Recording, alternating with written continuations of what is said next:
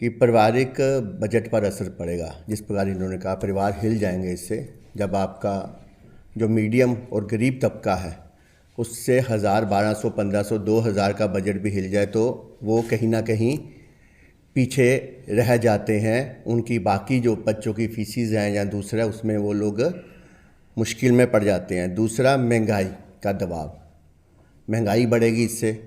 हर एक क्षेत्र के अंदर जब महंगाई बढ़ती है तो उससे भी मीडियम और गरीब परिवार ही हिलते हैं। तीसरा, रोज़गार के ऊपर भी प्रभाव पड़ता है।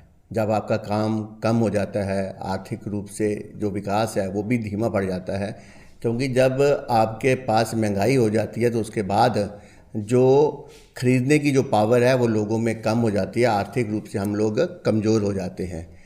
दूसरा, मैं ये कहना चाहता हूँ, पिछले साल भी 2 रुपये बढ़ाया इन लोगों ने, पिछले बजट के अंदर भी उमर अब्दुल्ला जी ने, और इस बार भी 2 रुपये बढ़ा दिया इन्होंने। कहीं भी पूरे देश भर के अंदर ऐसा हाइक नहीं आई। और 1675 करोड़ रुपए का इन्होंने पिछली बार इनको पेट्रोल और डीजल के टैक्स से प्राप्त हुआ, हमारी स्टेट को, यूटी को, और मासिक 140 करोड़ रुपया इन्होंने इससे अर्जित किया। इसके बाद भी क्या कारण है कि 2 रुपये बढ़ा के गरीब लोगों को ये लोग इतना परेशान कर रहे हैं? क्योंकि अगर आप 2 रुपये बढ़ाते हैं, 140 करोड़ रुपया महीने का आपने अर्जित किया है, तो कम से कम वो वादे जो आपने, जिस प्रकार सिसोदिया जी ने कहा, गरीब लोगों को 5 सिलेंडर देने, 200 यूनिट बिजली फ्री देनी, 1 लाख नौकरियां देनी, गरीब जो हमारी विधवाएं हैं उनको 5000 रुपया पेंशन की बात बोली आपने। ऐसे कई वादे जो आप लोगों ने बोले थे वो आपको पूरे करने चाहिए थे। ये बजट आपने वापस लेना है। भारतीय जनता पार्टी इसको जन आंदोलन बनाएगी।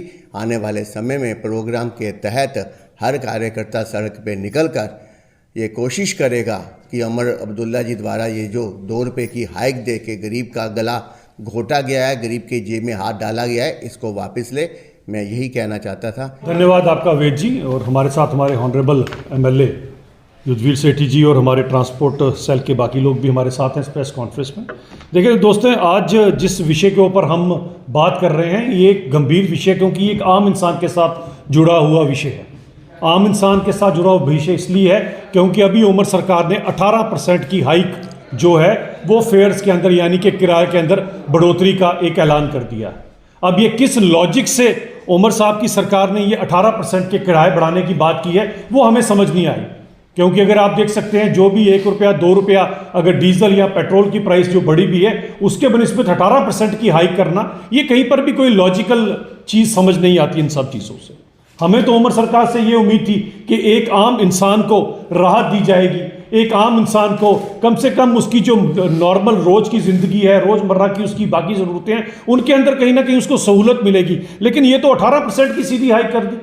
और 18% की हाइक का मतलब समझ सकते हो कि अगर कोई बच्चा जम्मू से कठुआ या कठुआ से जम्मू अगर रोज़ नौकरी के लिए आ रहा है, आगे अगर उसका 100-150 रुपया किराया लग रहा है तो अब उसे 200 रुपया किराया देना पड़ेगा। यानी कि महीने का अगर 2-3 हज़ार रुपया किसी का किराया था तो अब 4-5 हज़ार रुपया किराया देना पड़ेगा। ऐसे कोई रजौरी से यहाँ काम करने आएगा या वहाँ पर कोई टंगधर से अगर काम करने, कोई बारामूला जा रहा है, कोई अगर श्रीनगर में आ रहा है, कोई गांधरबल से काम करने आ रहा है या कोई और चीज़ लेकर जा रहा है, हर एक चीज़ के अंदर उसको 1000-2000 रुपया, 3000 रुपया एक्स्ट्रा उमर सरकार को देना पड़ेगा। क्योंकि उमर सरकार ने इसके अंदर इजाफा किया था पेट्रोल डीजल की प्राइस बढ़ाकर, जबकि उस समय अगर आप देखेंगे उससे पहले ऐसा सच कोई कारण नहीं था प्राइस बढ़ाने का। लेकिन उस प्राइस को बढ़ाने के बाद जब आप 18% की हाइक देते हैं तो एक आम इंसान का जो जीवन है वो अस्त व्यस्त हो जाता है। और आप समझिए एक आम इंसान को इस किराए की मार किस तरह से सहना पड़ती है। ये वही उमर सरकार है जो जब पावर में नहीं थे तब कहते थे हमें कोई मीटर नहीं चाहिए, हम ये सहूलतें देंगे, हम इतनी यूनिट फ्री बिजली देंगे, हम ये मुफ्त कर देंगे, वो मुफ्त कर देंगे। मुफ्त तो आपने क्या देना था, उल्टा लोगों की जेब के ऊपर आप भारी पड़ रहे हो।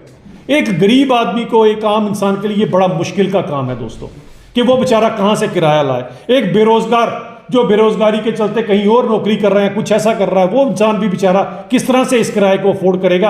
18% की हाइक का मतलब समझ लीजिए कि हर एक चीज के अंदर महंगाई जम्मू कश्मीर में बढ़ जाएगी। एक आम इंसान के साथ जुड़ा हुआ ये मसला था, इसीलिए भारतीय जनता पार्टी हमेशा इन मुद्दों को लेकर आगे आती है। हम यही बात आपसे करने के लिए यहाँ पर आए कि अगर आप ये सब कुछ करना चाहते थे तो किसी लॉजिक के साथ तो करते। कोई ज़रूरत नहीं थी, आप रोल बैक कर देते प्राइस को। आपसे पहले तो पेट्रोल डीजल एक प्राइस के ऊपर आना था, और आने वाले समय में जिस हिसाब के दुनिया के अंदर हालात बने हुए हैं, पेट्रोल डीजल की प्राइस तो बढ़ेगी।